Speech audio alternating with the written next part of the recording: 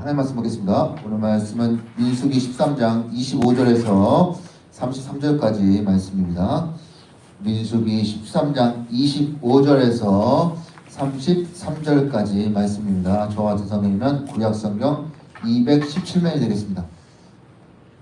자, 오늘 말씀은 우리 성도님들이 다 아시는 말씀, 그리고 성경 보면서 이 말씀은 다 아시는 말씀이라고 생각이 듭니다. 자, 오늘 말씀의 본문은 이 가데스 바네 사건이라고 불리는 말씀입니다. 그러니까 출애굽기 이후 수많은 어려움을 겪으면서 이 가나안 땅 앞에 이 다다른 이 이스라엘 백성들은 그 땅으로 들어가기 전에 이 12명의 정탐꾼을 파견하게 되죠. 그러니까 땅을 정탐하고 돌아온 이 사람들의 보고를 들은 이스라엘 백성들은 이 10명의 정탐꾼들의 말만을 듣고 이 2명의 말은 듣지 않으며 결국에는 이 하나님을 원망하는 믿음 없는 모습을 보이고 맙니다. 그러니까 이게 뒤늦게나마 이 하나님의 이 책망을 듣고 이 가나안 땅을 점령하고자 시도했으나 그것은 이 하나님의 뜻이 아니었기에 이후 이 일어난 전쟁의 패배로 이어지고 말았고요. 그리고 인해서 한 세대가 모두 사라질 때까지 이 계속되는 기나긴 광야 생활이 또한 시작하게 되었습니다. 자, 이런 큰 배경이 있는데 그렇다면 오늘 이 본문 말씀을 통해서 우리가 생각해 볼 것은 무엇일까 한번 보도록 하겠습니다. 오늘 본 말씀 민수기 13장 25절부터 27절 한번 다시 보겠습니다. 40일 동안 땅을 정탐하기를 마치고 돌아와 바란 광야 가데스에 이르러 모세와 아론과 이스라엘 자손 온 회중에게 나와 그들에게 보고하고 그 땅에 과일을 보이고 모세에게 말하여 이르되 당신이 우리를 보낸 땅에 간즉 과연 그 땅에 젖과 꿀이 흐르는데 이것은 그 땅의 과일이니이다. 정탐꾼들이 40일 동안 이 가나안 땅을 정탐하고 가데스로 돌아와서 온 회중 앞에서 공개적으로 보고합니다. 이들의 보고는 단지 그러니까 사실의 보고가 아니라 증명에 가까운 보고였어요. 그러니까 출애굽 이후에 오직 이 가나안 땅만을 바라보면서 달려온 이 이스라엘 이 백성들은 그들의 간절한 소망이 이루어지기 직전이었으며 더군다나 이 12명의 정탐꾼들은 각 지파 중에서 어떤 족장된 자로서 백성 자신들의 이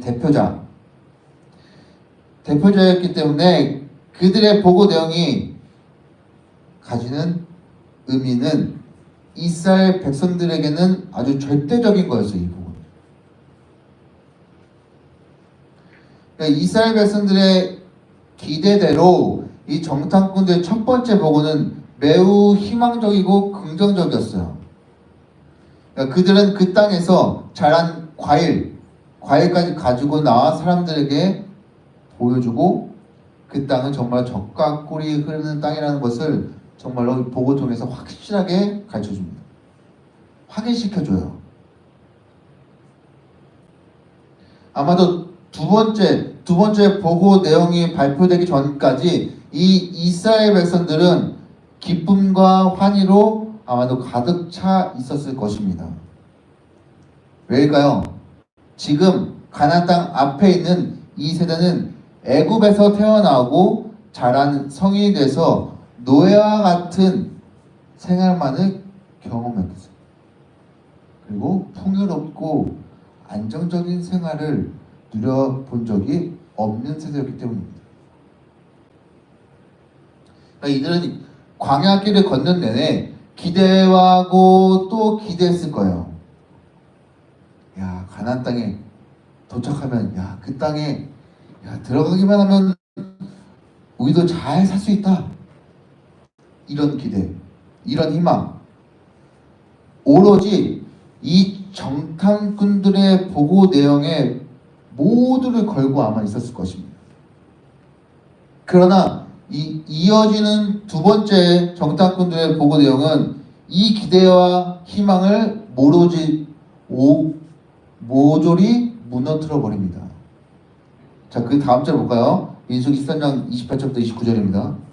그러나 그 땅 거주민은 강하고 성읍은 견고하고 힘이 클 뿐 아니라 거기서 아낙 자손을 보았으며 아말렉인은 남방 땅에 거주하고 헤딘과 여부스인과 아모리인은 산지에 거주하고 가나안인은 해변과 요단가에 거주하더이다. 첫 번째 보고 내용과는 극히 대조적이에요. 어떻게 본다면 절망적이고 부정적인 내용입니다. 첫 번째 적과 꿀이 흐르는 땅인 것은 맞지만 이미 그곳에는 정착한 거주민들이 너무도 강해요. 성읍도 너무 견고해요. 그리고 거기에 아낙 자손들을 목격했다고까지 이야기합니다. 그러니까 함께 정탐하러 갔던 이 갈렙의 반론에도 불구하고 이 10명의 정탐꾼들은 한술 더 떠서 이렇게까지 외쳐요. 민수기 13장 31절 33절에 그와 함께 올라갔던 사람들은 이르되 우리는 능히 올라가서 그 백성을 치지 못하리라. 그들은 우리보다 강하니라 하고 이스라엘 자손 앞에서 그 정탐한 땅을 압평하여 이르되 우리가 두루다니며 정탐한 땅은 그 거주민을 삼키는 땅이요 거기서 본 모든 백성은 신장이 장대한 자들이며 거기서 네피림 후손인 아낙 자손의 거인들은 보았나니 우리는 스스로 보기에도 메뚜기 같으니 그들이 보기에도 그와 같을 것입니다. 적과 꿀이 흐르다던 그 땅을 악평하면서 사실을 교묘히 왜곡하기까지 합니다. 이스라엘 백성들의 이 반응은 어땠을까요? 한번 생각해 볼 필요가 있어요.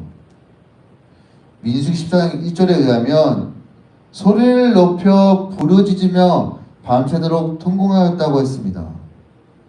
이 여호수아 갈렙이 옷을 찢으면서 하나님께 우리를 인도하여 들으실 것이라고 아무리 말해도 그들은 이미 10명의 보고의 내용에 눈과 이 귀가 사로잡혀 있는 상태였어요. 그들은 이제 절망한 상태로 모세, 아론 그리고 여호수아, 갈렙을 향해 원망과 분노를 쏟아냅니다.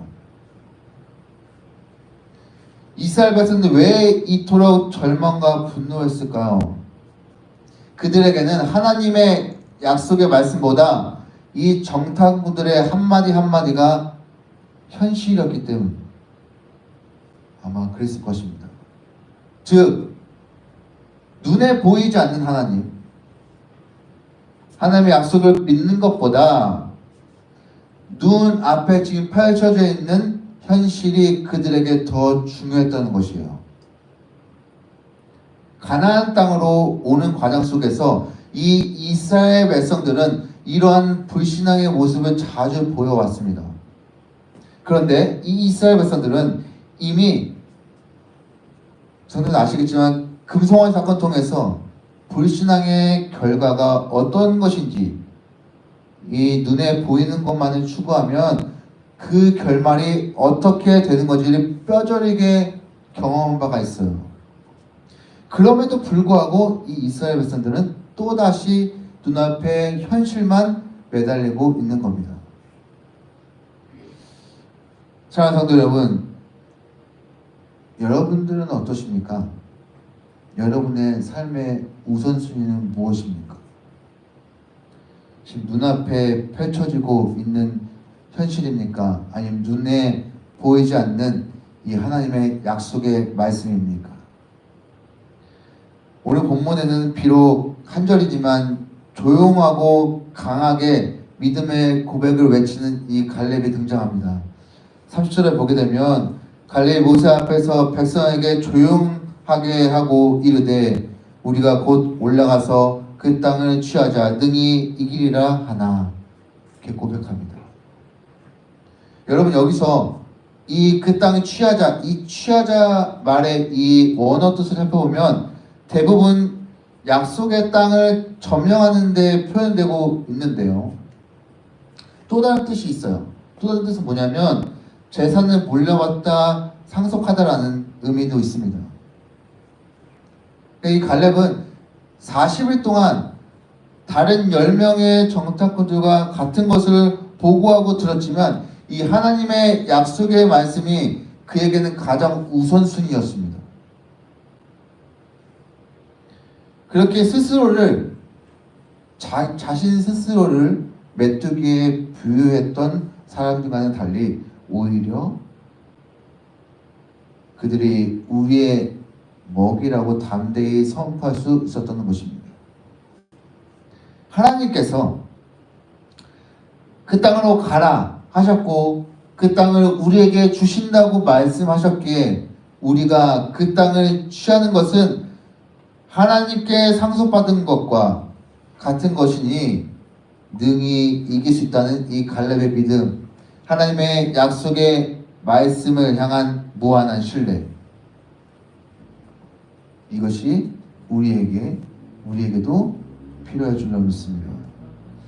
하나님의 약속의 말씀은 지금 당장 눈에 보이진 않지만 이스라엘 백성들의 이 가나안을 향한 여정 가운데 끊임없이 역사하고 있을 것입니다.